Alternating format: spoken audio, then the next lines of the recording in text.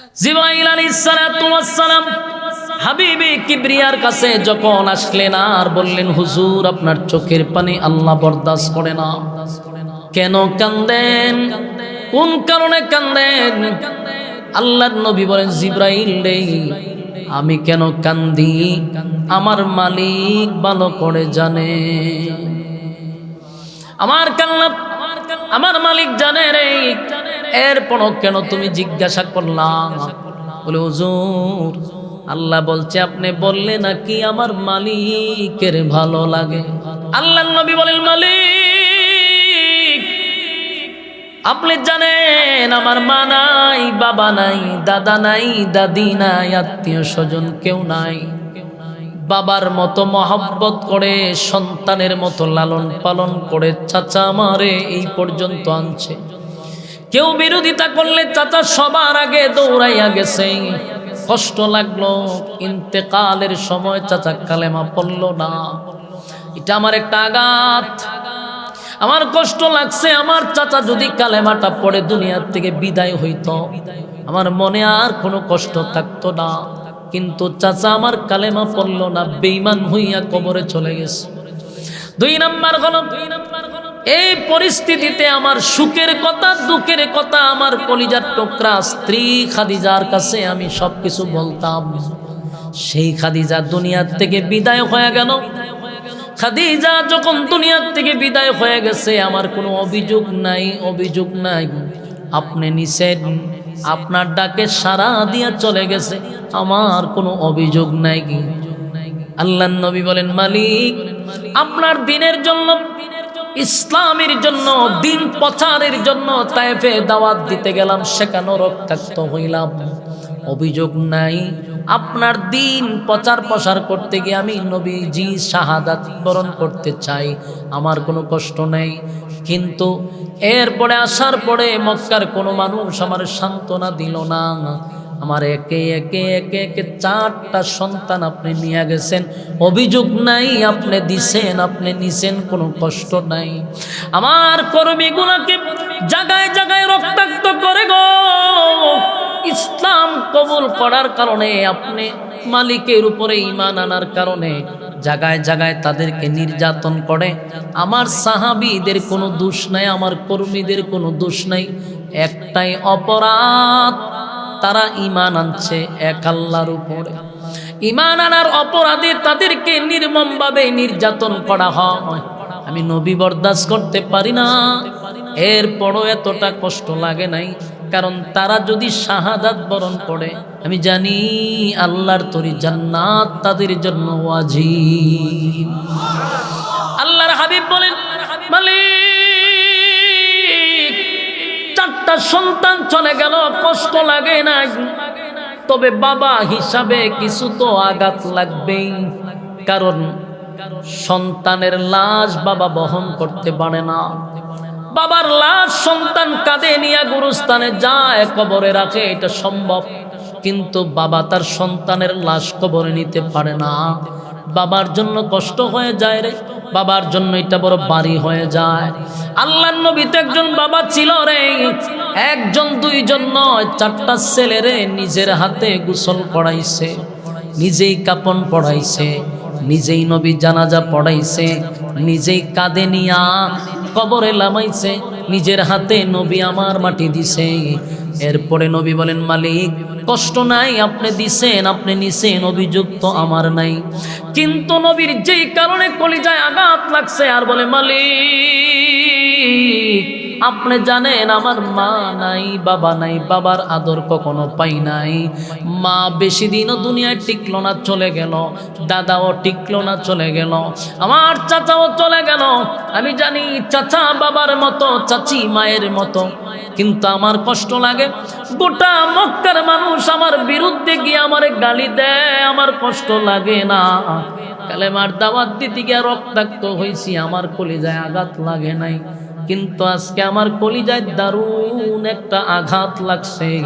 আঘাতটা হলো, হে মালিক আমার আপন চাচি কেমনে গো আমার বিরুদ্ধে মানুষের দ্বারে দ্বারে গিয়া কয় আমি আবেতার, আল্লাহ এই কথাটা বরদাস্ত করতে পারলাম না। আপনি তো আমার ছেলেও দিলেন, মেয়েও দিলেন, ছেলেও দিলেন, মেয়েও দিলেন।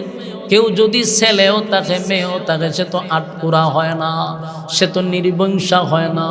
কিন্তু আমার চাচি মানুষের কাছে গিয়া গিয়া কয় আমি নাকি আবেতার, আমার নাকি বংশ নেই। আবু তালেবের বউ মানুষের কাছে গিয়া কয় মুহাম্মদ যদি দুনিয়া থেকে বিদায় হয়ে যায়, তার ধর্ম বেশি দিন জমিনে টিকবে না, তার নাম বলার মতো মানুষ থাকবে না। কারণ তার ছেলে নাই, ছেলে দিয়া বংশ হয়, মেয়ে দিয়া বংশ হয় না। মুহাম্মদের তো মেয়েগুলা আছে, ছেলেগুলা তো দুনিয়া থেকে বিদায় হয়ে গেছে। সুতরাং মুহাম্মদের বংশ বেশি দিন টিকবে না, মুহাম্মদের নাম সুনাম খ্যাতি টিকবে না। তাই মানুষের দাঁড়ে দাঁড়ে গিয়া কয় মুহাম্মদ আবেতার, মুহাম্মদ আবেতার। আল্লাহর নবী চোখের পানি ছেড়ে দিয়া বলে মালিক, নিজের লোকগুলা যখন আমারে আবেতার বলে গালি দেয়, আমি বরদাস্ত করতে পারি না। তাই তো আমার চোখের পানি আমি আটকায় রাখতে পারলাম না। আল্লাহ বলে বন্ধু, আপনার চোখের পানি আমি বরদাস্ত করতে পারি না। আল্লাহ বলে দুনিয়ার মানুষ, আমি আমার মানুষ, আমি মহব্বত করে মানুষ বানাইছি। আল্লাহ কয় সৃষ্টির মধ্যে সবচেয়ে শ্রেষ্ঠ আমি মানুষকে বেশি বানাইছি, শ্রেষ্ঠত্ব দিছি। ওয়ালাকাদ কাররামনা বানি আদম, আদমের যে সম্মান আর মর্যাদা কোনো জাতিকে আমি দেই নাই। শুধু এখানেই না, আদমরে বানানোর পরে একটা দুইটা নয়, আমি যে 4টা কসম করে বলছি, আদমের যে সুন্দর কাউরে বানাই নাই। ফলের কসম করছি 2টা, স্থানের কসম করছি 2টা, ও তিন ফলের কসম, ও জৈতুন ফলের কসম, ও তুরে সিনিনা সিনাই পর্বতের কসম, ওয়াহাজাল বানাদিল আমিন পবিত্র মক্কা নগরীর কসম। 4টা কসম করে মানুষের ক্ষেত্রে বলছি, লাকাদ খালাকনাল ইনসানা ফি আহসানি তাকওয়িম। এ মানুষের যে সুন্দর, আর এত সুন্দর করে আমি কাউরে বানাই নাই। 4টা কসম করে বলছি, মানুষ সুন্দর, মানুষ সুন্দর, মানুষ সুন্দর, মানুষ সুন্দর। মানুষ আমি বানাইছি শুধু সুন্দর করে নয়, মানুষ বানাইছি মহব্বত করে, মানুষ বানাইলাম মহব্বত করে, ভালোবেসে। এই মানুষ আমার দেওয়া নিয়ামত খায় রে, এই মানুষ আমার দেওয়া নিয়ামত বুক করে, আমার দেওয়া নিয়ামত বুক করার পরে বান্দা আমার জমিনে থাইকা আমার নাফরমানি করে, আমারে গালি দেয়, কিন্তু আমি আল্লাহ তাদেরকে ধ্বংস করি না, আমি আল্লাহ তাদেরকে ধ্বংস করি না। বলুন তো দেখি, এই জমিনে আল্লাহর নিয়ামত খাওয়ার পরে আমরা আল্লাহর বিরোধিতা করি কি করি না? আল্লাহর নাফরমানি করি কি করি না? আল্লাহ বলেন নাফরমানি করে বান্দা, এরপরও জাগার টাড়া ফালায়া মারি না, গজব দিয়া মারি না। এমন কি মানুষ আল্লাহর গালিও দেয়, দেয় কি দেয় না? বাউল নামক ফাউলরা গালি দিছে কি দেয় নাই? বলুন সাথে সাথে কি আল্লাহ গজব দিয়া মারছে? আল্লাহ সাথে সাথে মারে না। কত নাস্তিক আর মুরতাদ আর রামবামরা আল্লাহকে গালি দেয়, কিন্তু আল্লাহ জাগার ঠাড়া ফালায়া মারে না। না মারার কারণে তাদের বুকের পাটা বেড়ে গেছে। আল্লাহ কয় আমি কেন মারি না? আমার দয়া মায়া বেশি, আমার দয়া মায়া বেশি। বান্দা আমারে গালি দেয়, আমার কষ্ট লাগে না। আমি নিজের হাতে বান্দা বানাইছি, সম্মান দিয়া বানাইছি, মর্যাদা বাড়ায়া দিছি। আমারে গালি দেয়, আমার কষ্ট লাগে না। কিন্তু বান্দারে লিমিট ক্রস করো, যদি অতিরিক্ত করো, সীমা লঙ্ঘন করো, আমারে গালি দে কষ্ট লাগে না। বান্দা আমি বানাইছি, আমারে গালি দিলে কষ্ট লাগে না। কিন্তু আমার বন্ধুরে যদি কেউ গালি দেয়, আমি আল্লাহ বরদাস্ত করতে পারি না। এর বাস্তব প্রমাণ হলো, অতীতে আল্লাহরে যত গালি দিছে, সাথে সাথে আল্লাহ গজব দিয়া মারে নাই, কোনো অ্যাকশন নেয় নাই, মালিক প্রতিবাদ করে না। আল্লাহ প্রতিবাদ করে না, তার একটা কারণ হলো দুনিয়াতে আল্লাহর একটা নাম হলো রহমান। এই রহমান নামের গুণের কারণে নাস্তিকরাও দুনিয়াতে খায়, আস্তিকরাও দুনিয়াতে খায়। শুধু এই নামের গুণে নাফরমানি কইরাও জমিনে বুক ফুলায় আটে, কারণ আল্লাহর নাম রহমান। রহমান নামের খাতিরে আমার মালিক কেউরে ধ্বংস করে না। আল্লাহ কয় দুনিয়া পাঠাইছি পরীক্ষার হলে ছাত্র খারাপ লেখলেও শিক্ষকরা তারে বাধা দেয় না, শিক্ষকরা তারে হলের ভিতরে শাসন করে না। কথা কন। আপনারা যারা পরীক্ষা দিচ্ছেন, পরীক্ষার হলে যদি আপনি ভুল লেখেন, যেই শিক্ষকটা ক্লাস টাইমে খুব মারাত্মক গরম, যেই শিক্ষকটার পড়া না শিখলে পরে জনমের মতো মার দেয়, কিন্তু সেই শিক্ষক যখন পরীক্ষার হলে ডিউটি পায়, আপনি যতই ভুল করেন আর শাসনও করে না, ধমকও দেয় না। কারণটা কি? কারণ হলো এখানে ধমক দেওয়ার জায়গা না, শাসন করার জায়গা না। কারণ পরীক্ষা চলতেছে, তোমারে সাইজ করা হবে রেজাল্টের সময়। কথা হয় না? রেজাল্ট যে সময় আউট হবে তখন বন্ধু বুঝবা, সান্ধু তখন বুঝবা তুমি কি আখাম কুখাম করছো পরীক্ষার হলে। তাই পরীক্ষার সময় কাউরে বাধা দেয় না, স্বাধীনতা দেয়। আল্লাহ হয় দুনিয়াটা হলো পরীক্ষার হল, পরীক্ষার হল। এখানে বান্দা যত ধরনের অপরাধ করুক, অন্যায় করুক, আমি চাইলে ফেরেশতা দিয়া জাগাত মেরা লাইতারি, কিন্তু আল্লাহ কয় কেন মারি না? বান্দা তো আসছে পরীক্ষা দেওয়ার জন্য। পরীক্ষা যে সময় শেষ, বান্দার যে সময় ঘন্টা বেজে যাবে, সেদিন থেকে বান্দার সঙ্গে হিসাব শুরু হবে। বান্দার রেজাল্ট আউট হবে পরকালে, সেদিন তোমাকে পাই পাই পাই করে হিসাব দিতে হবে। আমার যুবক ভাইরা, তাই আল্লাহ বলে বান্দা আমারে গালি দেয় রে, কিন্তু আমি প্রতিবাদ করি না, বান্দার উপরে গজব দেই না, বান্দারে মারি না। নাইলে বাউল নামক ফাউলে যে আল্লাহরে গালি দিল, কত নোংরা ভাষায় আল্লাহর শানে বেয়াদবি করল, আমার মালিক কি চাইলে তারে সাইজ করতে পারতো না? ফেরেশতা তো 24টা ঘন্টা আশপাশেই থাকে, দুই ফাও দুইরা উপরে দিয়ে একটা আছাড় মেরে দিত, ঠিক না? কিন্তু আল্লাহ মারে না। কেন মারে না? সময় আছে, এখন পরীক্ষা চলতেছে, সময় আছে, তোমার কাছ থেকে পাই পাই হিসাব নিবে। যারা বাউলের ফক্ক নিছে এরারও কিন্তু একদিন হিসাব হবে, ঠিক? বাউলে যেমন বেয়াদবি করছে, বাউলের ফক্ক নিয়েও আরেক দল, আরেক শ্রেণী, আরেক ক্ষমতা দল, এরাও কিন্তু বেয়াদবি করছে। কারণ আল্লাহর শানে যখন কেউ গালি দেয়, আপনি তারে সাপোর্ট দিলে বোঝা যায় আপনি কোন দলের, কোন সাপোর্টের, ঠিক নেই? আমার যুবক ভাইয়েরা, মালিক গজব দেয় না, গজব দেয় না। নাফরমানির মাত্রা যখন বেশি হয়ে যাবে, অতিরিক্ত হয়ে যাবে, যেই সময় জমিনে শুধু নাফরমানি থাকবে, আল্লাহ বলনে বলা থাকবে না, সেদিন আল্লাহ বাঁশি বাজায় দিব। সেদিন কি করব?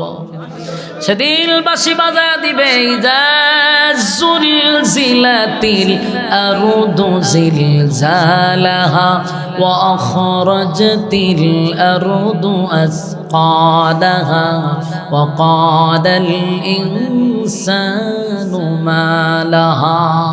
আল্লাহ বলেন যেদিন নাফরমানির মাত্রা বেড়ে যাবে, সেদিন আমি আল্লাহ বাঁশি বাজায়া দিব, আর জমিনের মধ্যে একটা জালজালা শুরু হবে, জমিনের মধ্যে কম্পন সৃষ্টি হবে, জমিনের ভিতর থেকে দামি দামি সম্পদ আমি সেদিন বাহির করে দিব। আর মানুষ বলবে ওয়াকালাল ইনসানু মা লাহা। জমিন সেদিন, জমিনের অবস্থা দেখে মানুষ দিশেহারা হয়ে বলবে, হায় হায় জমিন তোমার কি হয়ে গেল? সেদিন জমিন বর্ণনা করতে থাকবে, জমিনের জবান আল্লাহ খুলে দিবে। আমার যুবক ভাইরা, এখন ধ্বংস কেন করে না? কারণ সিস্টেমের বাইরে কোনো কাজ চলা ঠিক না। তখন প্রত্যেকটা কাজ হলো সিস্টেমের ভিতরে। দুনিয়া বানাইছি আল্লাহ পরীক্ষার জন্য, পরীক্ষার হলে শাসন চলে না, পরীক্ষার হলে বাধা চলে না। তাই মানুষ মন গড়া মনে যা চায় তা করতে পারে। কেউ যদি গভীর রাত্রে তাহাজ্জুদের জন্য ওইটা দাঁড়ায়, বলুন তারে কেউ বাধা দেয়? গভীর রাত্রে যদি কেউ জেনা করার জন্য দাঁড়ায়, তারে কেউ বাধা দেয়? খারাপ কাজে কোনো বাধা নাই, ভালো কাজেও কোনো বাধা নাই। কেন? পরীক্ষা চলতেছে, ঠিক? আল্লাহ বলে বন্ধু আমারে যদি গালি দেয় গো, আমার কষ্ট লাগে না, কষ্ট লাগে না, কষ্ট লাগে না। কিন্তু আপনি নবীরে যখন কেউ গালি দেয়, আমি আল্লাহ বরদাস্ত করতে পারি না। এর আগে একবার আবু লাহাব আপনারে গালি দিল, আমি আল্লাহ কমপ্লিট সূরা একটা নাজিল করলাম, তাব্বাত ইয়াদা আবি লাহাবিন ওয়া তাব। মা আগনা আনহু মালুহু ওয়া মা কাসাব। আল্লাহ বলেন আবুল আহাব আপনারে গালি দিছে, আমি আল্লাহ প্রতিবাদ করছি, আবুল আহাবের 2 হাত ধ্বংস হয়ে গেছে। আবুল আহাবের মাল আওলাদ কোনোটাই কাজে আসবে না। আবুল আহাব এবং আবুল আহাবের বউ দুটোটা জাহান্নামের আগুনের শিখাময় আগুনে জ্বলবে। আল্লাহ কিন্তু বন্ধুরে কেউ গালি দিলে প্রতিবাদ করে রে, বন্ধুর বিরুদ্ধে কেউ কথা বললে আল্লাহ নিজেই প্রতিবাদ করে। কিন্তু মালিকরে গালি দেওয়ার পরে একটা প্রতিবাদ, একটা আন্দোলন আল্লাহ করে নাই। আমার যুবক ভাইরা, অতগুলা ব্যথায় ব্যতীত সন্তান 4 জন মারা গেল রে, নিজে রক্তাক্ত হইল, কর্মীরা মার খায়, চাচা মারা গেল, স্ত্রী মারা গেল, চাচি অপপ্রচার করে, ব্যথায় ব্যতীত হইয়া নবীর চোখ দিয়া পানি ঝরে। নবীর কান্না দেখিয়া সাহাবায়ে কেরামরাও কান্দে, নবীর ব্যথায় ব্যতীত হইয়া সাহাবায়ে কেরামরা কান্দে। হঠাৎ করে নবী কান্নার মাঝখানে নবী মুস্কি হাসি মারলেন। তন্দ্রায় চলে গেছে, তন্দ্রায় যাওয়ার পরে নবীজি মুস্কি হাসি মেরে দিল। সাহাবায়ে কেরাম আশ্চর্য হয়ে গেল। এই কান্নার মাঝখানে নবীর ব্যথায় ব্যতীত হইয়া আমরা কানলাম, নবীর কান্না দেখে আমরাও কানলাম। কিন্তু আফসোস হলো নবী কান্নার মাঝখানে মুস্কি হাসি কেন মারলো? নবীর সামনে একজন সাহাবী গিয়া কয়, হুজুর বেয়াদবি মাফ করবেন, আপনার ব্যথায় ব্যতীত হইয়া আমরা কাঁদছি, আপনার চোখের পানি দেখে আমরা কান্না করলাম, কিন্তু আপনি মাঝখানে মুস্কি হাসি মারলেন। আল্লাহর নবী বলেন, সাহাবীরা রে, এই মুহূর্তে আমার কাছে একটা সূরা আল্লাহ নাজিল করছে। এই সূরাটা নাজিল করে আমার মালিক আমারে সান্ত্বনা দিছে। এই সূরা নাজিল করে আমার মালিক আমাকে খুশি করছে। এই সূরা নাজিল করে আমার পক্ষে আমার মালিক প্রতিবাদ করছে। সুবহানাল্লাহ। আমার যুবক ভাইরা, ব্যথায় ব্যথিত, ব্যথায় ঝরঝরিত, ঠিক ওই সময়ে আল্লাহ নবীরে খুশি করার জন্য সূরা কাউসার নাজিল করছে। চিৎকার দিয়া কোন সুবহানাল্লাহ।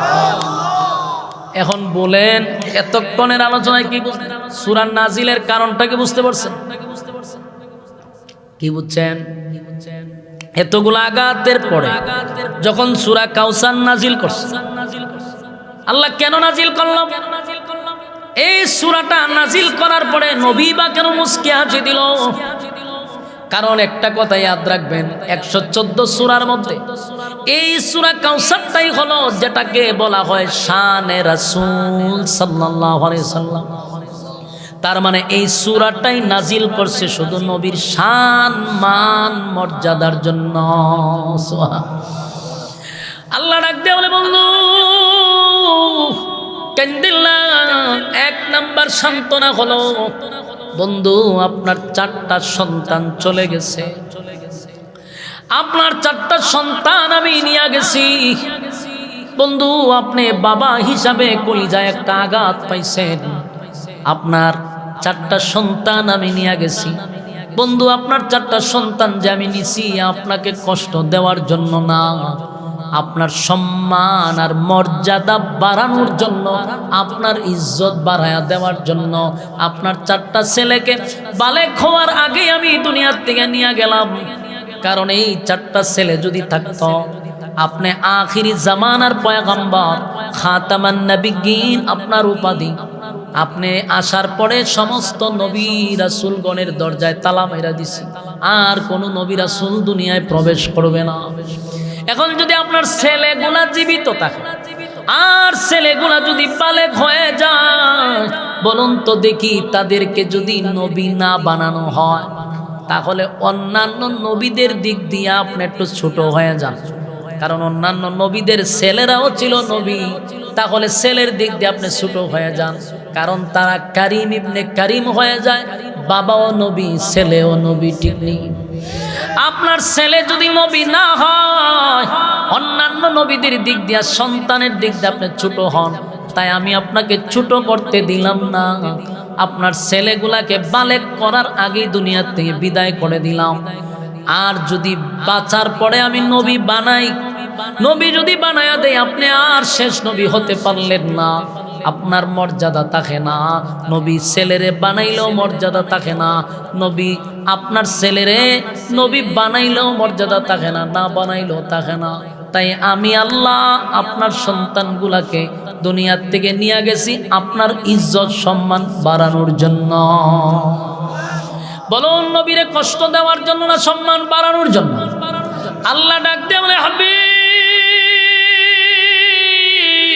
আপনার সম্মান আর মর্যাদা বাড়ানোর জন্য চারটা সন্তান আমি নিয়ে গেলাম। কষ্ট পাইছেন বন্ধু?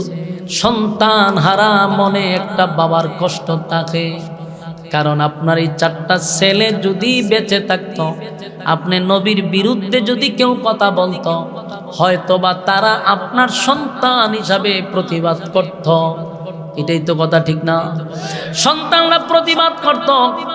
আপনি নবীর বিরুদ্ধে কেউ কথা বললে সন্তান হইয়া বাবার পক্ষে তো প্রতিবাদ করত।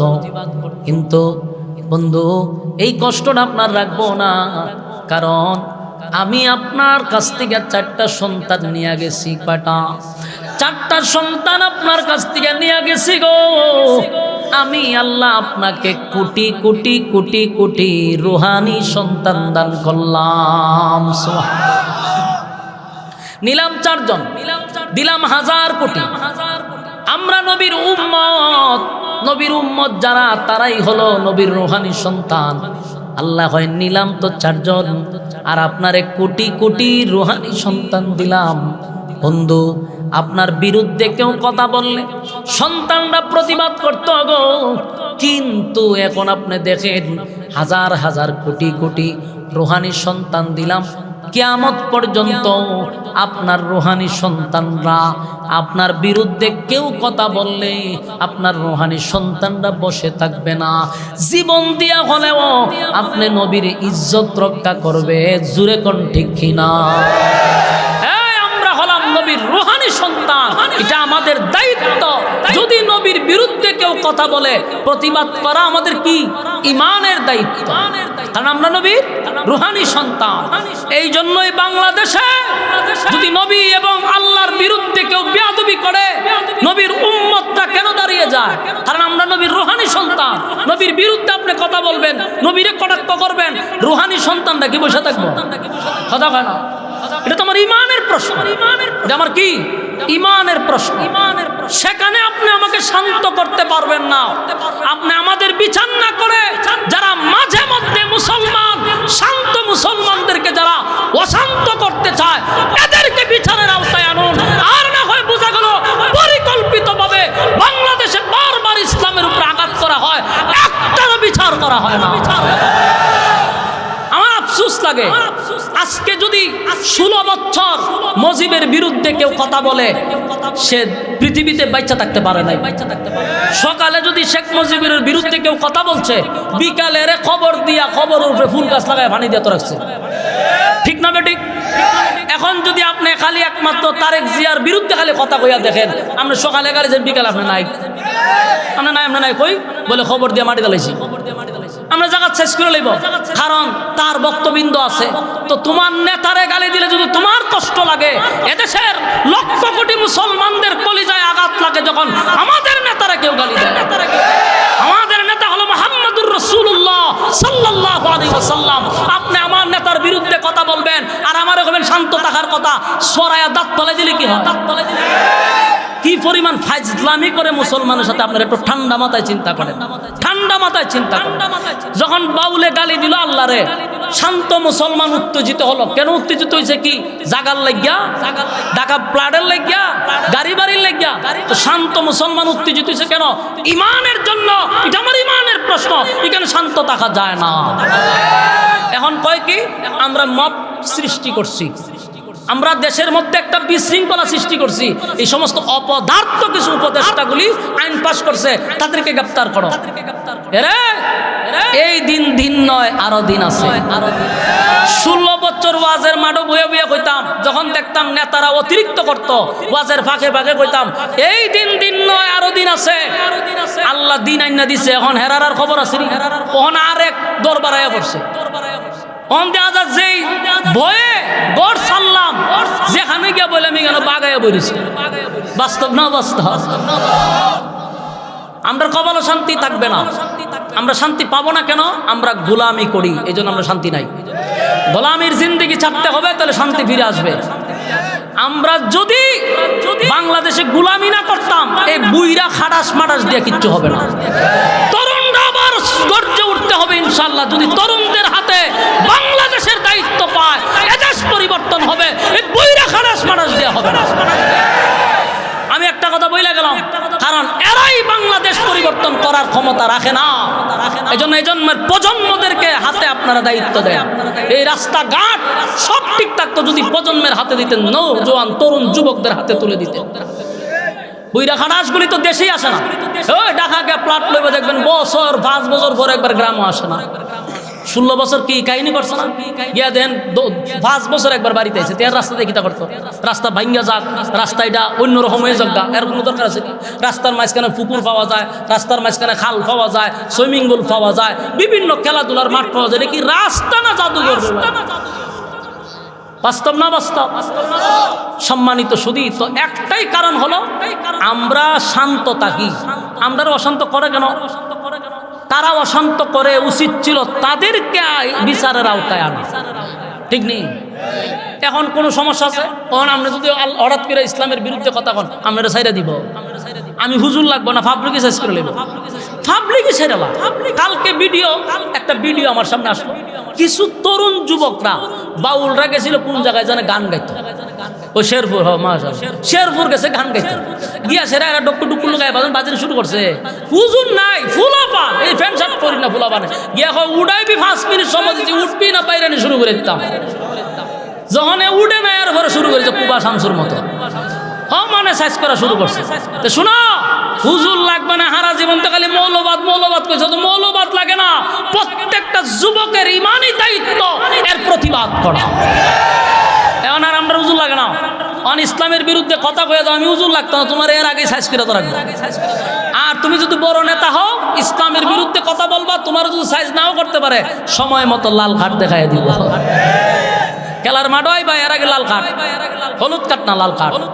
কারণ এই বাংলাদেশ দ্বিতীয়বার স্বাধীন করছে তরুণরা, বুড়া খাটাস না, তরুণরা করছে।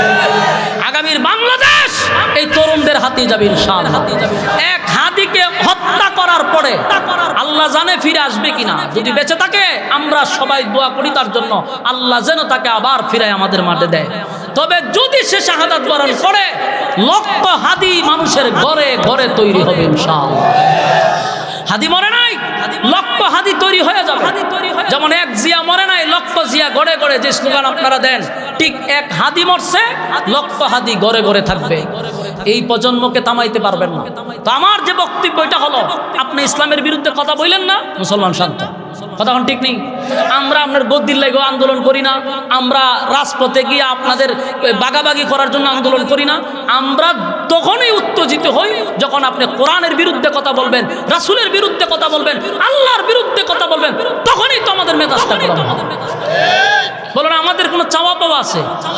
এই যে এখানে মানুষগুলা বসছে, আপনি দেখেন এখানে যতটুকু মানুষ বসছে স্টেজ সহ, এই মানুষগুলা দুনিয়ার কোনো চাওয়া পাওয়ার জন্য এখানে বসছে? ওয়াজ মাহফিল, ইসলাম এবং যারা মনে করেন ধর্ম পালন করে, অধিকাংশ মানুষ দুনিয়ার চাওয়া পাওয়া নাই। চিন্তা করে দুনিয়াতে কিছু পাইলাম আর না পাইলাম, পরকালে যেন আল্লাহর তৈরি একটা জান্নাত পাই, এই আশা নিয়ে সে নামাজ পড়ে। এই আশাটা তার ভিতরে থাকে, সে নামাজ পড়ে, রোজা রাখে, ভালো কাজ করে, সৎ কাজ করে। কেন? মনের মধ্যে একটা তৃপ্তি যে এই দুনিয়ায় কিছু পাই আর না পাই, পরকালে যেন একটু সুখ শান্তিতে থাকতে পারে। এই শান্ত মানুষগুলো এই আশা নিয়ে তারা বসে। কোনো কোটিপতি মাহফিলে বসবে না, কোনো কোটিপতিরা দিনের কথা শুনতে চায় না, সাধারণ মানুষই কোরআনের কথা শুনে। তো এই মানুষগুলোর অশান্ত কেন করেন? তারা তো আপনার বাঘ বসাইতে আসে নাই। আপনারা আল্লাহর বিরুদ্ধে কথা বলবেন, আবার বাউলের পক্ষে গিয়ে কথাও বলবেন, এটা তো এই দেশের মানুষ সহ্য করবে না। এজন্য আমি আগামী রাজনীতিবিদ যারা আছেন তাদের উদ্দেশ্যে বলি, আপনাদের মাথায় সর্বপ্রথম রাখবেন যে এটা 96% মুসলমানের দেশ। এখানে ইসলামের বিরুদ্ধে যদি একটা টুকা দেন তা আপনি শেষ, লাল কার্ড। আপনি লাল কার্ড, কারণ আপনি বুঝতেছেন যেখানে বইলে অন্য দেশে খুশি করবেন, কিন্তু এদেশের মানুষ সময় মতো আপনারে ঠিক লাল কার্ড দেখায় দিবে। আপনারা 15-16 বছর 20 বছর আগের বাংলাদেশ ভাবলে চলবে না, এটা এখন প্রজন্ম হইল নতুন। বাস্তব কইছি না অবাস্তব? এই জন্য যে রাজনীতি করেন অসুবিধা নাই, কিন্তু সাবধান, ইসলামের বিরুদ্ধে কথা বলবেন না। এই জন্য খালেদা জিয়া, আমরা তার জন্য দোয়া করছি না? আমি প্রত্যেক মাহফিলে দোয়া করছি, আমরা তার পক্ষে লেখি। কেন? আমার জীবনে খালেদা জিয়ার মুখ থেকে কোনোদিন ইসলাম বিরোধী কথা শুনি নাই। শুনছেন আপনারা? সারা বাংলাদেশের এবং কি বাইতুল মোকাররমের জাতীয় মসজিদের খতিবুলার জন্য দোয়া করে, কোন নেত্রীর জন্য কোন আলেম প্রকাশ্যে দোয়া করতে দেখছেন? গত 16 বছরে কোনোদিন কোন আওয়ামী লীগের নেতার জন্য আমরা দোয়া করছি? কোনোদিনও দোয়া করি নাই। অনেকবার লেখা পর্যন্ত একটু আমরা নেত্রীলে দোয়া করি। দুনিয়া কিয়ামত হলো এর নাম বমু বলেছিল, কিন্তু খালেদা জিয়ার নাম আমরা মুখে লই কেন? আলেম প্রিয় মানুষ ছিল, এই জন্য সর্বমহলে তার প্রশংসা। তার বিরুদ্ধে কেউ নাই। দলের বিরুদ্ধে হইতে পারে, কিন্তু ব্যক্তির বিরুদ্ধে কেউ নাই। আপনারা এমন জীবন গঠন করেন যেন আপনার নেতার জন্য সবাই দোয়া করে, আর আপনি মরলে যেন আলহামদুলিল্লাহ না লাগে। 16 বছরে যত নেতা মরছে, মানুষে ইন্নালিল্লাহ লেখছে না, আলহামদুলিল্লাহ লেখছে। এমন জীবন গঠন করো, মরিলে হাসিবে তুমি, কাঁদিবে ভুবন। তোমার জন্য মানুষ কাঁদবে, তুমি হাসতে হাসতে মওলার জান্নাতে চলে যাবে। ঠিক না বেটা? আমার ভাইরা, যেন আল্লাহ বলেন আমি কিন্তু ছাড় দেই, ছাইরা দিই না। এই কথাটা কি বাস্তব না বাস্তব? আমরা প্রায় সময় মাহফিলে কইতাম আল্লাহ ছাড় দেয়, ছাইরা দেয় না। দেখেন আল্লাহ কিন্তু ছাড় দিছিল, ছাইরা দিছে। এখনো আল্লাহ ছাড় দিতেছে, কিন্তু ছেড়ে দিবে না। জমিনে যখন পাপাচার হয় আল্লাহ ছাড় দেয়, কিন্তু একটা সময় জমিন ধ্বংস করবে, এতে কোনো সন্দেহ নাই। তো আল্লাহ বলেন বন্ধু আমারে গালি দিলে আমি বরদাস্ত করি। কেন? আমি বন্দা নিজের হাতে বানাইছি, আর বন্দারে ঢুকাইছি পরীক্ষার হলে। বন্দা এখানে ভুল করবে, শুদ্ধ করবে, আমি আল্লাহ তারে প্রতিবাদও করব না। কেন? পরীক্ষার হলে পাঠাইছি, কিন্তু তার হিসাব হবে পরকালে। বলুন রেজাল্ট কোথায় হবে? রেজাল্ট আউট হবে পরকালে, পরীক্ষা হবে দুনিয়া। এই জন্য আল্লাহরে গালি দিলে সাথে সাথে ঠাড়া ফালায় না, সাথে সাথে প্রতিবাদ নাই। কিন্তু আল্লাহ বলেন আমার বন্ধুরে যদি কেউ গালি দেয় আমি বরদাস্ত করতে পারি না, বরদাস্ত করতে পারি না। এর বাস্তব প্রমাণ হলো আবু লাহাব যখনই আমার নবীর বিরুদ্ধে কথা বলছে, আল্লাহ সূরা লাহাব নাজিল করে দিয়েছে। সূরা লাহাব নাজিল করিয়া আবু লাহাবের, এই সূরা লাহাবের মধ্যে 5টা আয়াত, 3টা হইল আবু লাহাবকে নিয়া, 2টা হলো আবু লাহাবের বউরে নিয়া। আল্লাহ বউরে শুদ্ধা প্রতিবাদ করছে আবু লাহাবের বউর বিরুদ্ধে। কিন্তু কেন? যে নবীরে গালি দিছে, নবীরে গালি দেওয়ার কারণে আল্লাহ বরদাস্ত করতে পারে না। তাই বন্ধুরে এখন সান্ত্বনা দিয়া কয় আপনার কোটি কোটি হাজার কোটি রুহানি সন্তান আছে, কিয়ামত পর্যন্ত কেউ যদি আপনারে গালি দেয়, কেউ যদি আপনার বিরুদ্ধে কথা বলে, আপনার রুহানি সন্তানরা আপনার জন্য জীবন দিতে প্রস্তুত। ঠিক না? আপনারা প্রস্তুত আছেন? একটা কথাই শেষ, এটা হলো আমরা শান্ত থাকতে চাই। রাজনীতি করার যা করো তোমাদের ব্যাপার, কিন্তু ইসলাম নিয়ে কথা বলবা, যেই জবান দিয়া কথা বলবা সেই জবান টান দিয়া সিরা কুত্তার নাস্তা বানায়া দেব। আমরা নবীর রুহানি সন্তান, নবীর বিরুদ্ধে গালি দিলে, আল্লাহর বিরুদ্ধে গালি দিলে তো সহ্য করা যায় না। আমারে গালি দাও, আমার নেতারে গালি দাও, অসুবিধা নাই, কিন্তু এটা আমার ইমানের সাথে সম্পর্ক, এটা আমার ইমান। আমার জীবন থাকতেও আমি আল্লাহর অপমান, নবীর অপমান সইব না। এটাই হলো প্রত্যেকটা মুসলমানের ইমানি দায়িত্ব। ইয়াদ থাকবো। আপনারা আওয়াজই তো বোঝা যায় আপনারা কতটুকু দায়িত্ব পালন করতেছেন। আমি যা বোঝার বুঝছি তো। এখন যদি নেতায় হয়তো দেখতেন লাভ দিয়ে খারে স্লোগানের পরে ভাষ্য করে আছে, এটা আলাদা একটা গরম আছে না শরীর। কিন্তু এখানে কথাটা কইতো ও চিন্তা করে কইতেছে যে নবীর পক্ষে থাকবো কি থাকবো না, ইনশাল্লাহটা কইছে কয়েকজন। এই আওয়াজে ইমানের পরিচয় দেয়। বলুন আওয়াজে কি দেয়? হ্যাঁ, প্রত্যেকটা মানুষের আওয়াজেই বইলা দেয় তার ইমান কতটুকু শক্ত। আল্লাহ আমাদের হেফাজত করুক। আমার যুবক ভাইরা, হাবিবে কিবরিয়া যখন কান্না শুরু করছে, আল্লাহ তখন সূরা কাউসার নাজিল করে বন্ধুরে প্রথমে সান্ত্বনা দিয়া কয়, নিলাম 4 জন সন্তান, দিলাম কোটি কোটি কোটি কোটি রুহানি সন্তান, চিন্তার কোনো কারণ নাই বন্ধু। আপনারে কেউ গালি দিলে প্রতিবাদ করবে আপনার রুহানি সন্তানরা, আপনার বিরুদ্ধে কেউ কথা বললে আপনার রুহানি সন্তানরা জীবন দিবে। 2 নাম্বার হলো ইন্না আতাইনাকাল কাউসার, আল্লাহ কয় বন্ধু নিশ্চয়ই আমি আপনাকে কাউসারটা দান করে দিলাম। সুবহানাল্লাহ। আমার যুবক ভাইরা, কাউসার দান করে দিব, কাউসার আপনাকে দান করব এই কথা বলে নাই, কাউসার আপনাকে দান করে দিলাম, কাউসারটা আপনাকে গিফট করে দিলাম, আপনাকে আমি উপহার দিলাম। আল্লাহর নবীকে কাউসার দান করলেন। কাউসার সাধারণ কোনো নিয়ামত নয়, সাধারণ কোনো নিয়ামত নয় বন্ধু। যখন ব্যথায় ব্যথিত, আঘাতে আঘাতে নবী ক্ষত বিক্ষত, তখন আল্লাহ সূরা নাজিল করে বলে বন্ধু কাউসার সাধারণ কোনো নিয়ামত না। আদম থেকে নিয়ে ঈসা রূহুল্লাহ পর্যন্ত আজ পর্যন্ত কোনো নবী রাসূলকে আমি হাউজে কাউসার দেই নাই। আদম নবী কাঁদছে 350 বছর, কাউসার দেই নাই। নূহ পয়গম্বর 950 বছর কাঁদছে আর দাওয়াত দিছে, আমি কাউসার দেই নাই। কালিমুল্লাহ মুসা কথা বলছে, আমি তারে কাউসার দেই নাই। ইব্রাহিম খলিলুল্লাহ আমার সঙ্গে তার বন্ধুত্ব অসংখ্য পরীক্ষায় উত্তীর্ণ হয়েছে, আমি তারে কাউসার দেই নাই। কিন্তু বন্ধু আপনাকে আমি কাউসারটা গিফট করলাম। আল্লাহ বলেন নিশ্চয়ই আমি আপনাকে কাউসার দিয়া দিলাম। এই কাউসার সাধারণ কোনো নিয়ামত না, এই কাউসারের কত দাম মানুষ হাসরের মাঠে গেলে বুঝবে। সুবহানাল্লাহ। এই কাউসার কত বড় নিয়ামত, কারণ মানুষগুলা কলিজা পাটা পিপাসা লইয়া হাসরের মাঠে যখন দাঁড়াবে, পানি নাই পানি নাই, সমুদ্রের পানি সব তার গলায় ডাললেও পানির পিপাসা শেষ হবে না। কলিজা পাটা পিপাসা লইয়া যখন মানুষ হাসরের মাঠে যাবে, তখন আমার নবীর বরকতি হাতের 1 পেয়ালা পানি যদি কেউ পান করে রে, 50,000 বছরের ভিতরে আর কোনোদিন পানির পিপাসা লাগবে না। এই পানি দুধের চেয়েও সাদা, মধুর চেয়েও মিষ্টি, মেশকে আম্বরের চেয়েও বেশি গ্রান। এই পানির এত দাম, এত দাম, এত দাম। পানিটা যদি কেউ পান করে কপাল খুলে যাবে, পানি যদি কেউ পান না করতে পারে তার কপালটা পুড়ে যাবে। পানি যারা পান করবে আরশের ছায়ার নিচে তারা স্থান পাইবে। যারা পানি পান করতে পারবে না, সূর্যটা একেবারে মাথার কাছে চলে আসবে, মগজ পেটে পেটে গলে গলে পড়বে, অস্তিত্ব থাকবে না। তাই পানিটার এত দাম, এত দাম। সেই পানির মালিক হইল আমার নবী। সুবহানাল্লাহ। খুশি না বেজার? এই পানির দাম আছে গো, নবীর বরকতি হাতের পানির এত দাম, এত দাম। আল্লাহ কয় বন্ধু আপনারে পানিটা আমি দান কইরা দিলাম।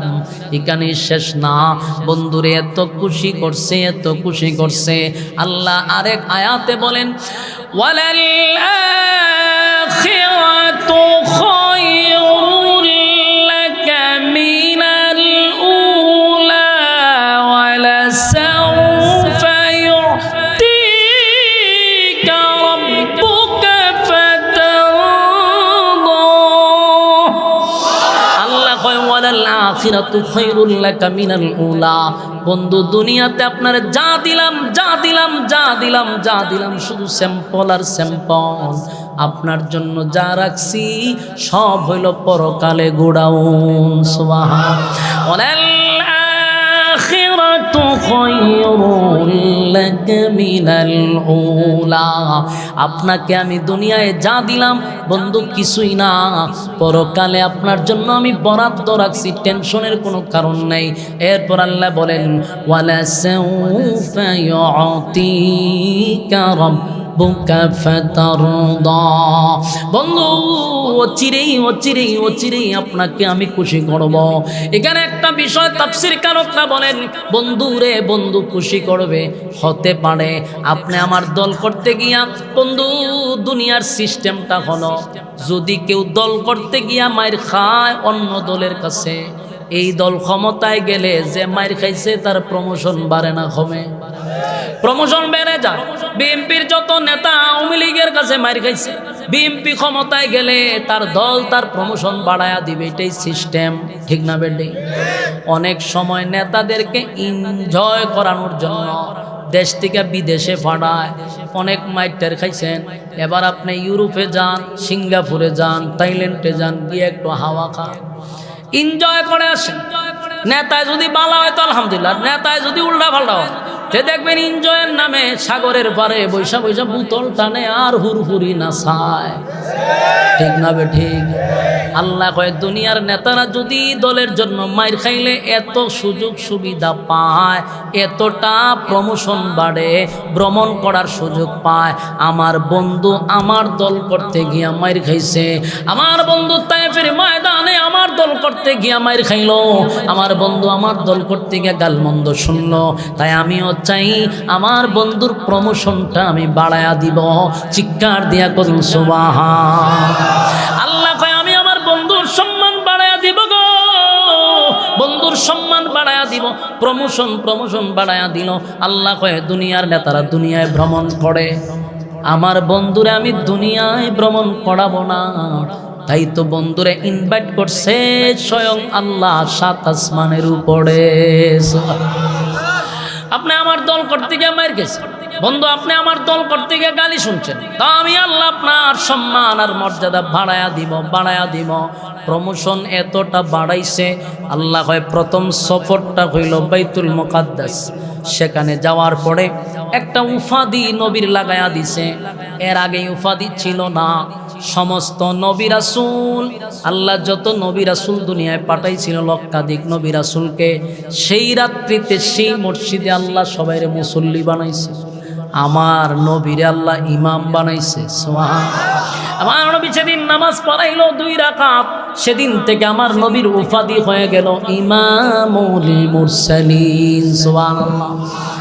আল্লাহ তারপরে স্পেশাল প্রাইভেট কার দিয়া আমার আল্লাহ জিবরাইলকে সফর সঙ্গী বানাইয়া প্রথম আসমান, দ্বিতীয় আসমান, তৃতীয় আসমান, এইভাবে করতে করতে 7 আসমান।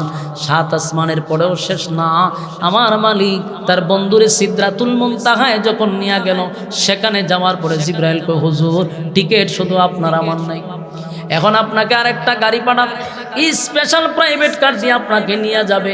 সেখানে আল্লাহ রফরক নামক একটা প্রাইভেট কার দিয়া বন্ধুর কাছে নিয়ে গেছে। জুরে কোন সুবহান। জান্নাত দেখাইলো, জাহান্নাম দেখাইলো, এমন কি নবীর হাউজে কাউসার পর্যন্ত আল্লাহ দেখায়া দিছে। আমার যুবক ভাইয়ের, তার মানে বন্ধুরে প্রমোশন বাড়ায়া দিল। প্রমোশন বাড়ানোর পর আল্লাহ কি কয়? ওয়ালাল আখিরাতু খায়রুল লাকা মিনাল উলা। আল্লাহ কয় এরপরও যা দিছি কিছুই না, স্যাম্পল। আপনার জন্য বন্ধু পরকালে হলো গোডাউন। সুবহানাল্লাহ। বলুন যা দিছে এগুলা কি পরিপূর্ণ না আরো আছে? বন্ধুরে যা দিছে সব হইল স্যাম্পল, বন্ধুর জন্য পরকালে রাখছে গোডাউন। আমার যুবক ভাইরা, এবার আল্লাহ বলে বন্ধু কাউসার দিলাম, ফাসাল্লি লিরাব্বিকা ওয়ানহার। আপনার রবের জন্য আপনি সালাত আদায় করুন, আল্লাহর রাস্তায় কুরবানি দেন।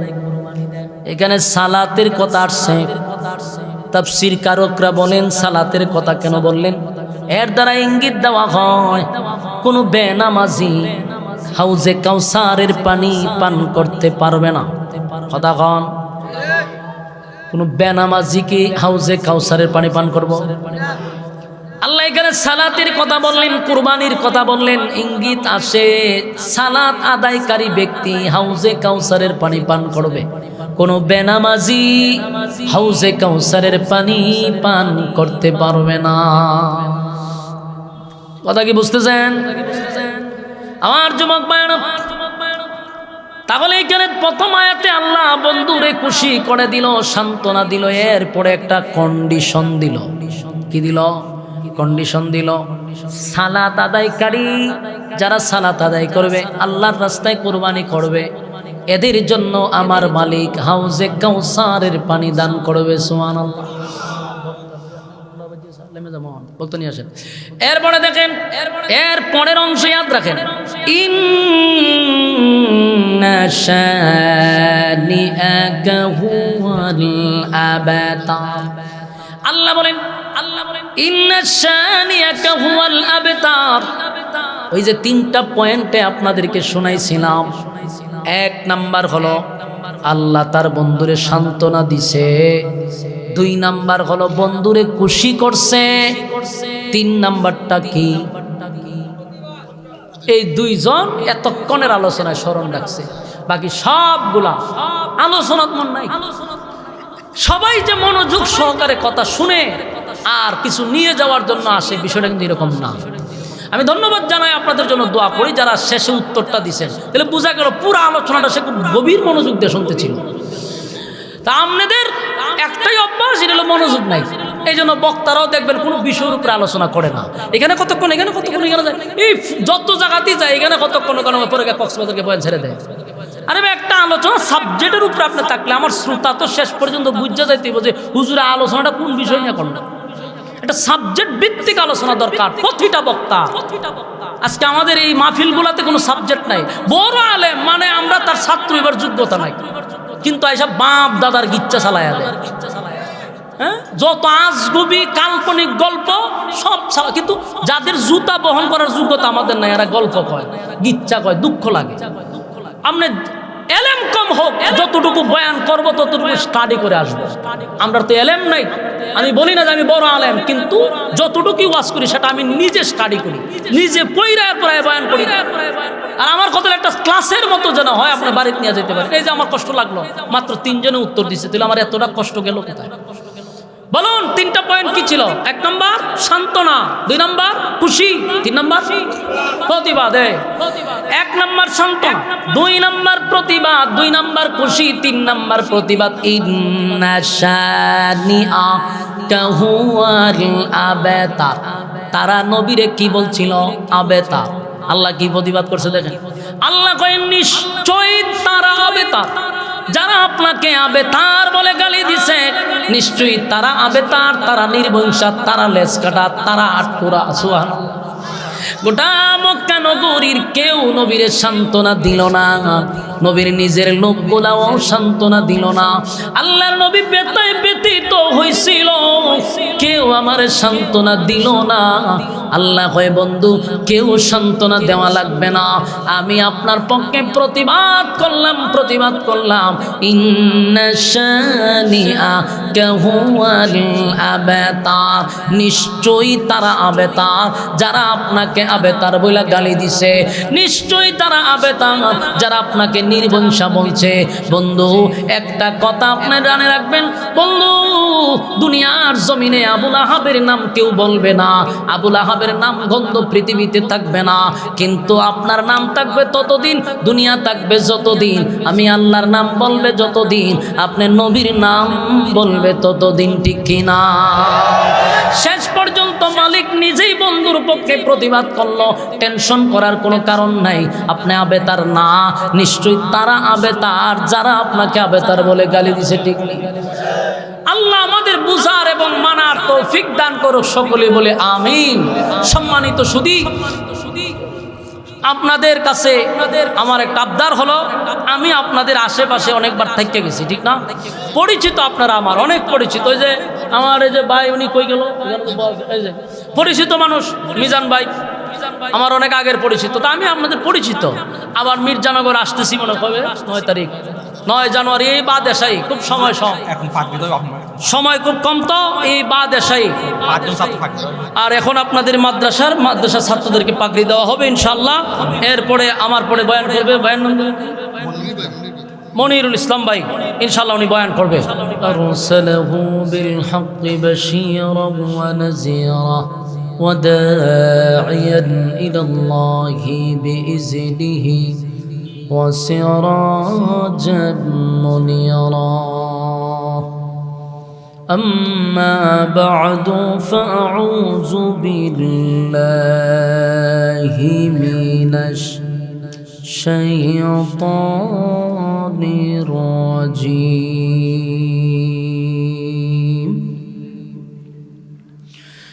বিসমিল্লাহির রহমানির রহিম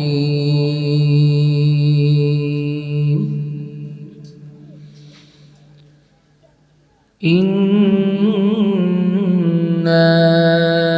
আ'তাইনাকাল কাউসার فصل لربك وانحر إن شانئك هو الأبتر صدق الله العظيم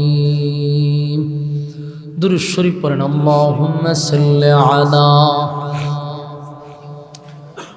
সাউন্ড জগা গেছে একদম ক্লিয়ার সাউন্ডটা পাতলা করেন যাতে নয়েজ যাতে না দেয় كما صليت على إبراهيم وعلى آل إبراهيم إنك حميد مجيد اللهم بارك على محمد وعلى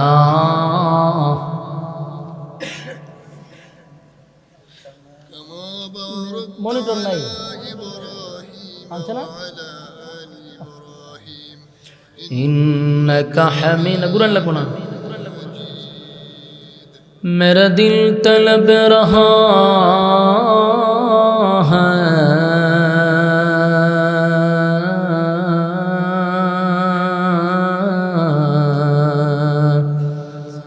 मेरे जलने रहा है सीना ए दवा ही मिलेंगे मुझे ले चलो मदीना बलगल उला बिकमालिही আপনারা যারা আছেন সামনে আসেন এই পুরা বাচ্চা কাচ্চা সব পিছনে নেন মেহরবানি করে সব পিছনে যাও উজু সব উঠো একজন উজুর এখানে বন্ধ দিত না উঠেন সব উঠেন আপনারা একটু সামনে আসেন মেহরবানি করে আসে পড়েন এরা সবাই পিছনে নেন উঠেন উঠেন উজুর উঠেন সব উজুর এক কানা বইছেন যান পিছনে যান তোমরা পিছনে যাও না আবার তোমরা পিছনে বসো যত গপ আছে মনের কথা একজনের দ্বারা একজন পিছনে বইয়া খো সব সামনে বইয়া খাওয়া শুরু করছে আয়েন আপনারা যারা পিছনে বই চলেছেন একটু আগায় যান কষ্ট হলে একটু আগায় যান আগায় যান আগায় যান মেহরবানি করে আগায় যান বলগল উলা বিকমালিহি কশফাত তুজা বিজমালিহি حسنت جميع خصاله سلو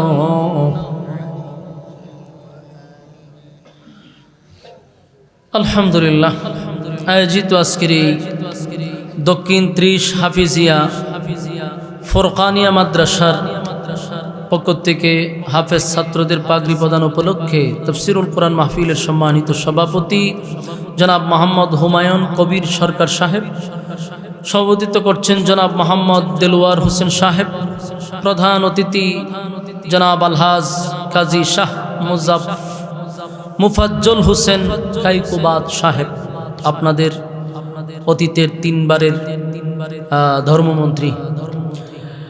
আজকের বিশেষ অতিথি জনাব মোহাম্মদ কামাল উদ্দিন ভুইয়া সাহেব, আমার পরে আলোচনা করবেন কারি আব্দুল কাইয়ুম মিয়াজি সাহেব। এরপরও আছেন হাবিবুর রহমান হেলালি সাহেব। কিন্তু সমস্যা হইল আপনারা আমার নামের নিচে তো দেওয়ার দরকার ছিল বা দেশা যে আমার বয়ান, এটা দেন নাই। এটার খেসারত আপনারা এখন বুক করতেছেন, প্যান্ডেলের এই অবস্থা দেওয়ার দরকার ছিল। এটা তো অনেকে মনে করতে পারে যে 10টায় অথবা 9টা হুজুর বয়ান করবে, উল্লেখ করাটা খুব জরুরি ছিল, তাহলে এই অবস্থাটা এখন আমার আর দেখতে হইতো না। অতিথিবৃন্দ, মুআজ্জাজ মুকাররম হযরত উলামায়ে কেরাম, উপস্থিত আমার নওজোয়ান তরুণ যুবক ভাইয়েরা, মুরব্বিয়ানে আযম, আওয়াজ যতটুকু দূরে যাচ্ছে অবস্থানরত পর্দানিশী মা ও বোনেরা, সকলকে আমার অন্তরস্থল থেকে জ্ঞাপন করছি মুবারক, শুকরিয়া আদায় করছি আল্লাহ রাব্বুল আলামিনের দরবারে, যিনি আমাদেরকে দুনিয়ার সমস্ত ফিতনা এবং ফাসাদ থেকে হেফাজত করে মুসলমানের ক্লান্তি লগ্নে আল্লাহ রাব্বুল আলামিন আমাদেরকে সুস্থ অবস্থায় এমন একটি মজলিসে আসার এবং বসার যে তৌফিকটুকু রব্বে কারীম আমাদেরকে দান করেছেন, এজন্য শুকরিয়া আদায় করছি আলহামদুলিল্লাহ। লক্ষ কোটি দুরুদ এবং সালাম আল্লাহর সৃষ্টির প্রধান আকর্ষণ জনাবে মুহাম্মদুর রাসূলুল্লাহ সাল্লাল্লাহু আলাইহি ওয়াসাল্লামের উপর। সম্মানিত সুধী, রাস্তাঘাটে দুগান পাটে যে সমস্ত ভাইয়েরা অনর্থক একেবারেই অকারণে নিষ্প্রয়োজনে সময়টুকু নষ্ট করতেছেন, বিনয়ের সাথে বলবো আপনারা ফ্যান্ডেলে চলে আসুন। অল্প সময়ের ভিতরে আমরা এখানে বসে যাই, রাস্তাঘাটের গল্প বাদ দিয়ে ব্যস্ততা পিছনে রেখে বরকতি মজলিসে বসে যাই। রাত দিন অক্লান্ত পরিশ্রম করে একটা মাহফিলের আয়োজন করা হয়, উদ্দেশ্য তাকে এলাকাবাসীকে দিন শিখানো, দিন বোঝানো। কিন্তু আফসোসের বিষয় হলো মাহফিল চলাকালীন অবস্থায় আপনাদের গল্প শেষ হয় না, আড্ডা শেষ হয় না। এরকম কপাল পোড়া কি এলাকা তার কেউ আছে যে প্রতিদিন আড্ডা তো মারেনি, প্রতিদিনই গল্প করেন? তো একদিনও কি আপনাদের মন চায় না যে আজকে আড্ডা এবং গল্পটা বাদ দিই? এই মাহফিলটা কি আগামীকালকে থাকবে? কিন্তু আপনি বাচ্চা থাকলে কি গল্প বাদ দিবেন? আপনি তো কালকে গল্প করবেন, কালকেও আড্ডা মারবেন, এই রাস্তার মুড়ে মুড়ে ৩-৪ জন বইবে আড্ডা মারবেন। এটা আপনার অভ্যাস, এটা মরার আগে আপনি ছাড়বেন না। কিন্তু মাহফিলটা তো কালকে থাকবে না। আমিও আপনাদের এখানে আসবো না, কর্তৃপক্ষ মাহফিল করাবে না। তো উচিত আমরা এখানে এখন বসে যাওয়া, রাস্তাঘাটে আড্ডা না মেরে ফ্যান্ডেলে বসে যাওয়া। আর একান্ত যদি আপনাদের অভ্যাস নাও ছাড়তে পারেন, কপালে যদি না থাকে মাহফিলে বসা, তাহলে আপনি দূরে চলে যান। এখানে আশেপাশে দাঁড়াই আপনি গল্প করতে পারবেন না, তাহলে কিন্তু চরম পর্যায়ে অপমান করবো আপনাকে আমরা সবাই। কারণ আপনি নিজেও শুনবেন না, কাউরে শুনতে দিবেনও না। এরকম বেয়াদব তো কেন তাহার দরকার নাই। কি কোন আপনারা মানে ভাল লাগছে না, আপনিও বাজারে চলে যান, আপনার অভ্যাস যেটা এটাকে করেন। কিন্তু এখানে কেউ শুনতেছে, আপনি তাকে গল্প করে বাধা দিবেন, এটা সহ্য করবো না আমি। আল্লাহ আমাদের হেদায়েত দান করুক। শুনেন একটা কথা, আল্লাহ যারে ভালোবাসে, আল্লাহ যারে ভালোবাসে ওই বন্দাটাকে আল্লাহ দিনের কাজে লাগায় রাখে, জানেননি? এই জন্য এখানে বসাটাও আপনাদের জন্য একটা নিয়ামত। আল্লাহ আমাদেরকে পছন্দ করে, এটা তার বাস্তব প্রমাণ। কারণ এই টাইমটাতে অনেক মানুষ রাস্তাঘাটে আড্ডাতে আছে, কিন্তু আল্লাহ আপনি এবং আমাকে এখানে বসায় রাখছে। তা আল্লাহ আমাদেরকে ভালোবাসে, এই জন্য দিনের কাজে লাগায় রাখছে। যতক্ষণ ফ্যান্ডেলের ভিতরে থাকবেন, নাজালাত আলাইহিমুস সাকিনা, উপর থেকে সাকিনা রহমত নাজিল হবে। সম্মানিত সুধী, আর রাস্তাঘাটে সময় নষ্ট না করি। দেখেন আমরা একটা মাহফিল ধরার জন্য কতটুকু পেরেশানি করি জানেন? আমি হবিগঞ্জ থেকে আসছি, সব কিছু ওকে রোয়ানা দিব, এমন সময় আমার গাড়ির ডাইনামার না কি একটা আছে, এটা কারেন্ট পাইতেছে না, গাড়ি বন্ধ, স্টার উঠে না। এখন মানসিকভাবে পাগল হয়ে গেছি যে এখন প্রোগ্রামে রোয়ানা দিব, গাড়ির সমস্যা। গাড়ি নিলাম গ্যারেজে, ওখানে গাড়ি দিয়ে আরেক গাড়ি ভাড়া করে তখন আসছি। আর আমরা বাংলাদেশে আসতে গিয়ে যে উন্নয়নের রাস্তা দিয়ে আমরা আসি, পৃথিবীতে এমন উন্নয়নের রাস্তা আর নাই। পৃথিবীতে এই রাস্তাগুলি দেখার জন্য একসময় মানুষ আসবে, বিভিন্ন দেশ থেকে আসবে, জাদুঘরে রাখার দরকারি রাস্তাগুলি। আমি মাঝে মধ্যে চিন্তা করি গত 16 বছর কি উন্নতিটা করলো। ব্রাহ্মণবাড়িয়ার থেকে আপনারা কুমিল্লা আসতে যে রাস্তা আছে, পৃথিবীর ইতিহাসে এরকম রাস্তা আর একটা আছে কিনা আমার জানা নাই ভাই। সর্বনাশ সর্বনাশ। গাড়ির যদি জবান থাকতো, গাড়ি কথা কওয়া শুরু করতো। কথা বুঝছেন? এই পরিস্থিতি, যেই সময় কয় উন্নয়ন করছি এই সময় জুতা দিয়ে মাথার মধ্যে দুমদারাক্কা বাড়ি শুরু করবে। এরা অনেক দালালরা কয় না যে আমরা অনেক উন্নত করছি, গারো দইরা লইয়া যাবেন বলে তোরে এখন এখান থেকে ব্রাহ্মণবাড়ি লইয়া যাব, লইয়া যাবেন আর কিচ্ছু লাগতো না, উন্নয়নের বাইরে যাবো। সি সি সি এরকম একটা রাস্তা ব্রাহ্মণবাড়িয়ার থেকে এই কুমিল্লা, এটা একটা হাইওয়ে রোড।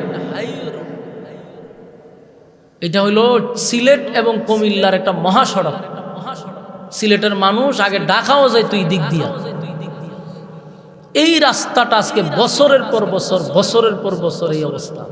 কত নেতা আইলো আর গেল। হ্যাঁ, কথা কই না দি, আপনারা কষ্ট লাগতে পারে, কারণ নেতা আপনার সাথে থাকতে পারে, আপনার ঘনিষ্ঠ হইতে পারে, কিন্তু এই সমস্ত নমরুদ গুলারে বুঝানো দরকার যে 16টা বছর সরকারের অধীনে থাইকা খাইছত, ঘুমাইছত, আর দেশের বাহিরে বাড়ি করছস, নিজের অবস্থান তৈরি করছ, জনগণের চিন্তা এরা করে না। তো এরা তো বছর একবার বাড়ি তো আসে না, তো জনগণের দুঃখ বুঝবো কেমনে?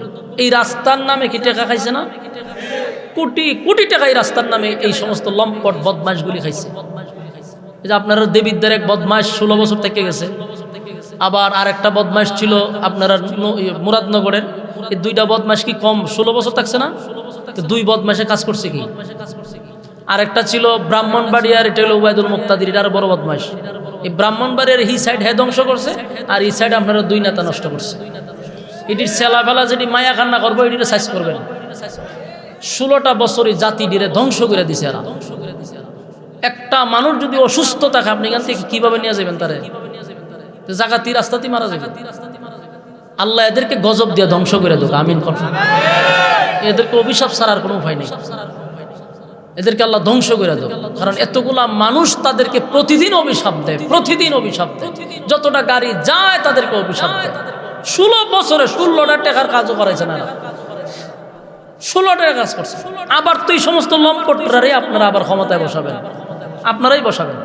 কারণ সুররে না বসাইলে চুরি করবেন কেমন? হ্যাঁ, নেতা যদি বাটপার সিটার বদমাশ না হয়, তাহলে বদমাশগুলি এদের সাপোর্ট গাইব কিভাবে? ভালো মানুষের পক্ষে নাই তো। যত সুর বদমাশ আছে দেখবেন এদের সাথে ভালো সম্পর্ক, কারণ এও খাইতে পারবো। আগে নিজের চিন্তা করেন।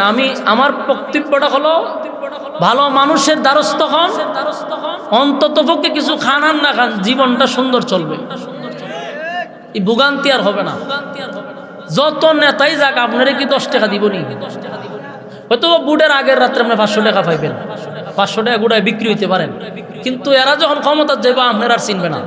আপনি নেতার জন্য জীবন দিলেন, রাজপথ কাঁপাইলেন, কিন্তু যখন সংসদে যাইব আপনার বেহলো নাই, শেষ। আপনি চাইয়া থাকবেন, পরে যে লোকের জন্য আপনি খাটলেন তার কাছে দ্বারা আপনি যাইতে পারবেন না। বাস্তব অভিজ্ঞতা। এই জন্য আমরা আগামীতে যারা আমাদের চিন্তা করবে, আমরা তাদেরকেই চেয়ারে বসাবো ইনশাআল্লাহ। কোন দুর্নীতিবাদ যেন চেয়ারে বসতে না পারে, ইয়াদ রাখবেন তো ইনশাআল্লাহ। বোঝার তৌফিক দান করুক, আমিন।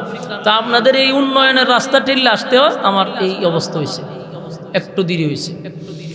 ইনশাআল্লাহ আমি আপনাদের সামনে একটা সূরা কমপ্লিট তেলাওয়াত করছি।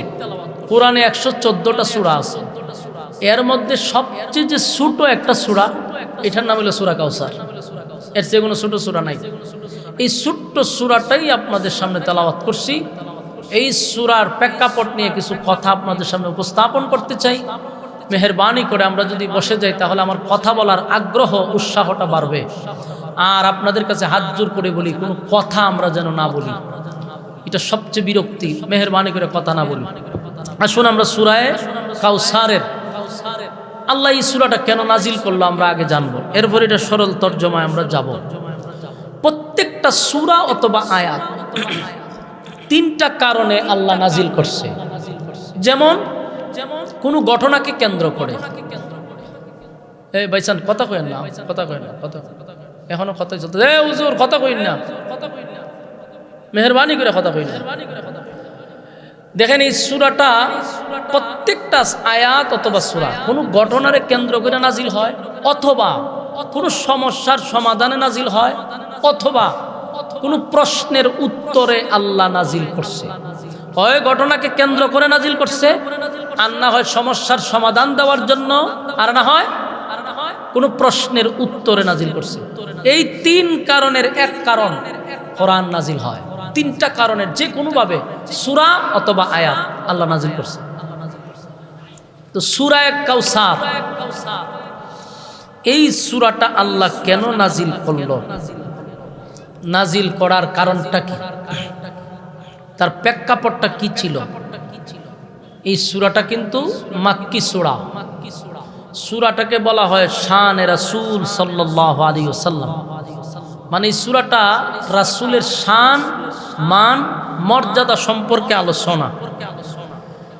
তো এই সূরাটার তিনটা পয়েন্ট আমি আপনাদেরকে ধরায় দিব, আপনারা শুধু তিনটা পয়েন্ট ইয়াদ রাখবেন। একটা হলো সান্ত্বনা, 2 নাম্বার হলো খুশি, 3 নাম্বার হলো প্রতিবাদ। বলুন কয়টা? আবার বলুন। 1 নাম্বার সান্ত্বনা, 2 নাম্বার খুশি, 3 নাম্বার প্রতিবাদ। এই তিনটা পয়েন্ট ইয়াদ রাখবেন। আলোচনার শেষে এই 3 পয়েন্টে গিয়ে আলোচনা শেষ হবে, তখন আপনি মিলাইবেন সান্ত্বনা, খুশি, প্রতিবাদ। সান্ত্বনা হলো রাসূলকে আল্লাহ সূরা নাজিল করে সান্ত্বনা দিছে, 1। 2 নম্বর, এই সূরা নাজিল করে রাসূলকে খুশি করছে। 3, এই সূরা নাজিল করে আল্লাহর তার বন্ধুর পক্ষে প্রতিবাদ করছে। এই হলো 3 পয়েন্ট। আপনারা যারা ভলান্টিয়ার আছেন, মেহেরবানি করে এখানে একজন ওখানে একজন 3 জন লোক খাড়া থাকেন ওইদিকে।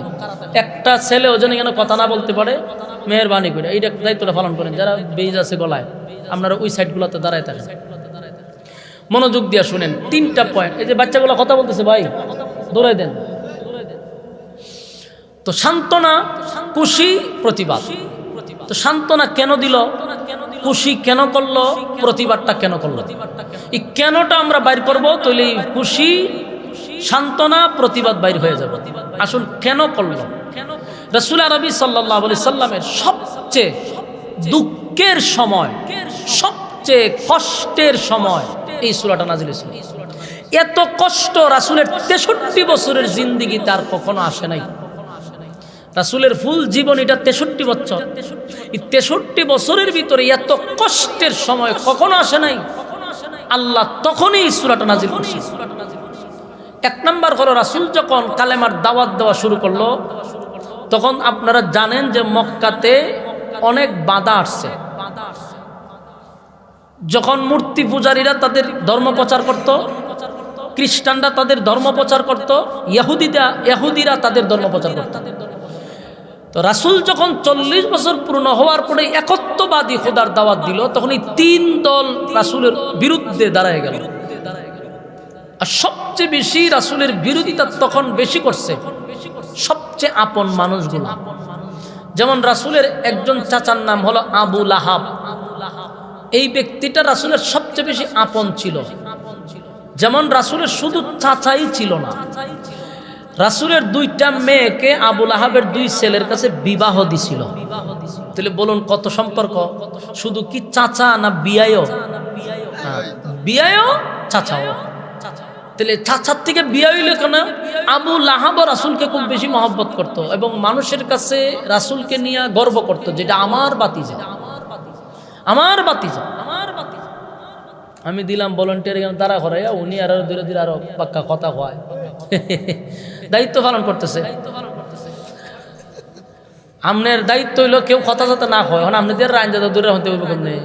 তো এই এত মহব্বত কেন হইলো যে রাসূলকে উনি পছন্দ করতো এবং বুক ফুলায় হইতো, এটা আমার বাতিজা, এটা আমার ভাইয়ের ছেলে, গর্ব নিয়া করত। আপনারা এখান থেকে দরবার এমাদা থামাইতে এমাদা কথা কয়। তো ওয়াজ করবলে দিব না, মাঝখান তো বামার ঢুকাই দিব। কি তার লেগে শুরু করছেন আপনারা? চাচা ফুলা বানাইলেন না দমক দিতে, আমার মুরব্বী মানুষ। মনোযোগ দিয়ে শুনেন, আল্লাহর রাস্তে আমি গিচ্ছা কাহিনী কোনো সময় ওয়াজ বলিও নাই ভাই, আপনাদের সময় নষ্ট করতে আসি নাই। যতটুকু কথা বলবো একেবারেই কোরআন থেকে বলবো, মেহেরবানি করে শুনেন, ভালো লাগবে।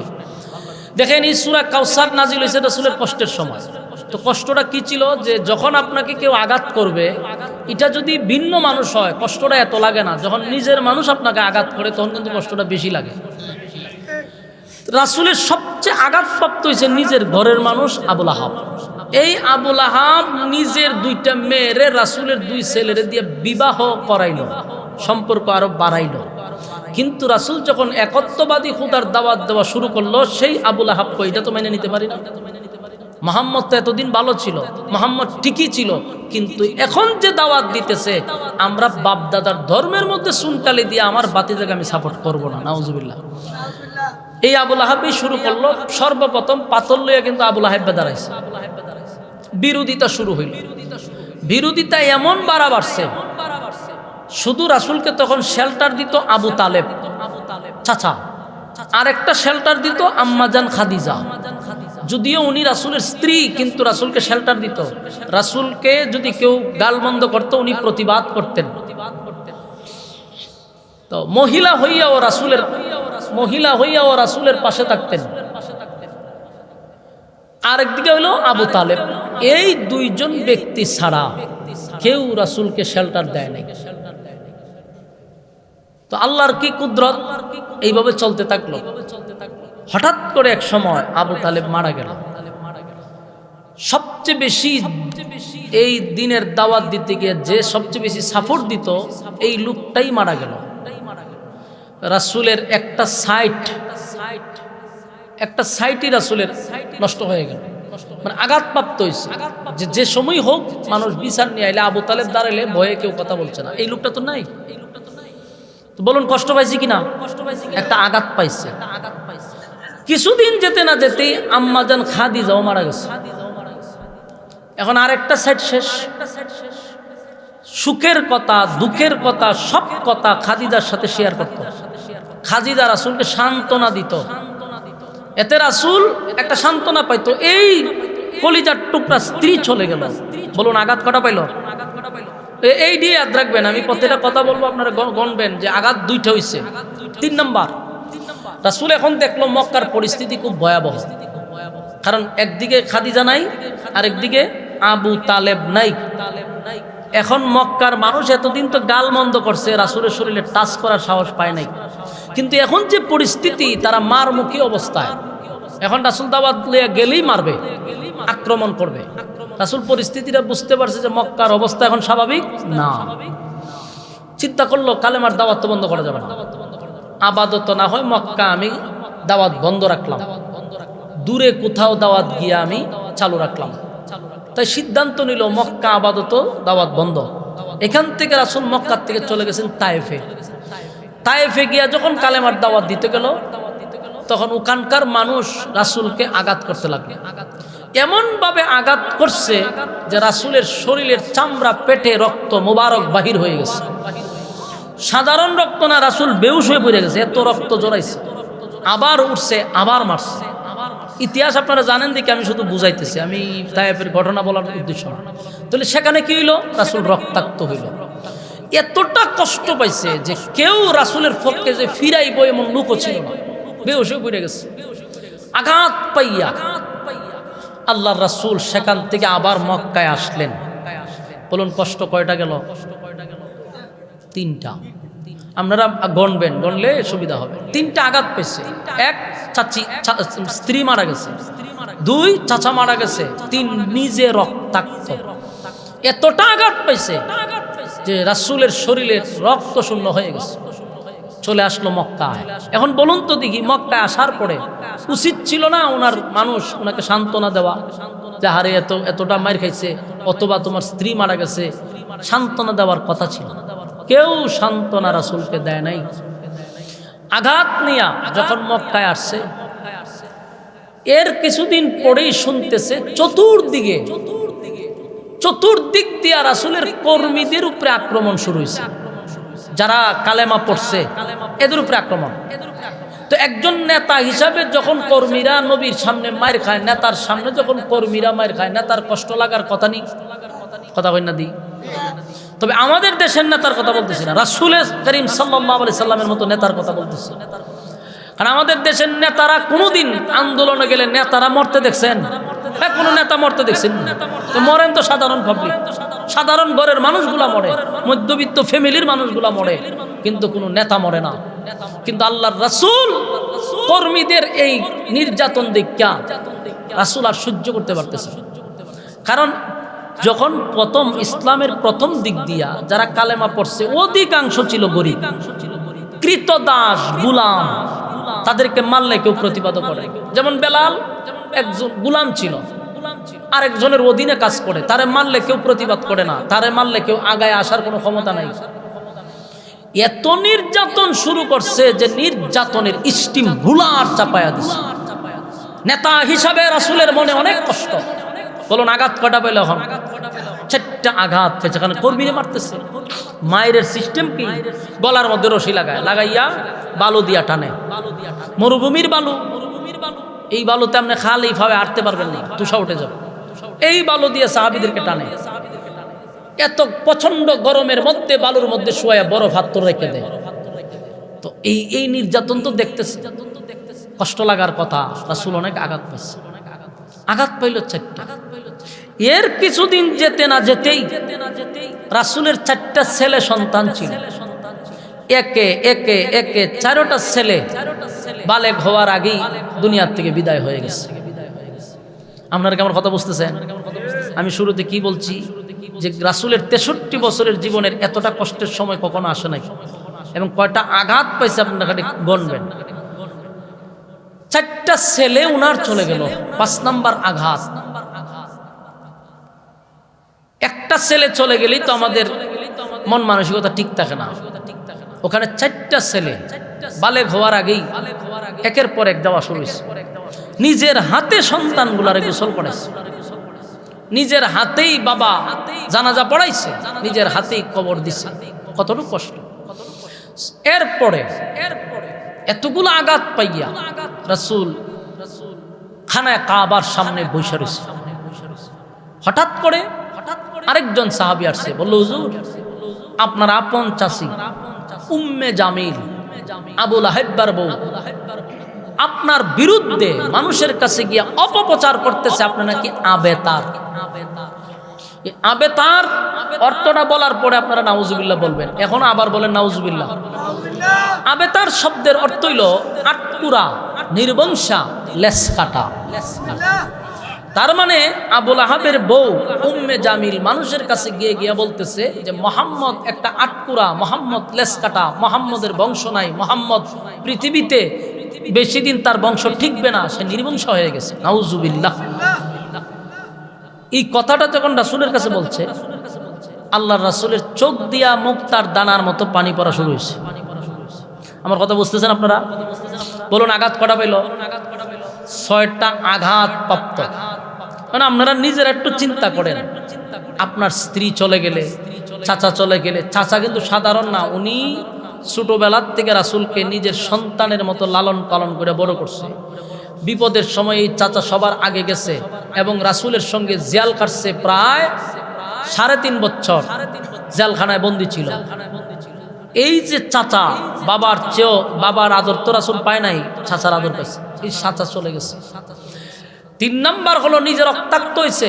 4 নাম্বার হলো রাসূলের সাহাবীদেরকে নির্মমভাবে জায়গায় জায়গায় মারতেছে। 5 নাম্বার হলো সন্তান চলে গেছে সব। 6 নাম্বার হলো নিজের লোকগুলা অপপ্রচার করে। কতটা আঘাতপ্রাপ্ত! চোখ দিয়া পানি ছাড়তেছে। আল্লাহ তখন জিবরাইলকে ডাক দিছে, জিবরাইলে বন্ধুর চোখের পানি বরদাস্ত করা যায় না। কথা কি বুঝেন? আপনার কি ওয়াজ মন আছে? আপনারা দিকে তাকায় দেন, এদিকে না চাইবেন। মনোযোগ না থাকলে ওয়াজ শুনবেন কেন? হ্যাঁ, আপনারা ওই দিকে তাকানোর দরকার নেই, আপনারা আমার দিকে তাকান। এরা এসে সাপ খেলা দেখতো, আপনারা কি সাপ খেলা দেখতেছে? এরা হয়েছে দাঁড়া রয়েছে, তারা চিন্তা করতেছে উজুরে মনে বেগে করে সাপ আনছে। ওয়াজ হয়েছে বসবো, এরা দাঁড়ায় দাঁড়ায় কতক্ষণ কথা কয়, আবার কতক্ষণ দাঁড়ায়। আপনারা যারা বইছেন মনোযোগ দেন, তাহলে শেষে বুঝতে পারবেন। একটু বসে। তাহলে এই যে আঘাতপ্রাপ্ত হয়েছে, এখন নবীর চোখ দিয়া পানি। আল্লাহ হয় আমার বন্ধুর চোখের পানি বরদাস্ত করতে পারি না।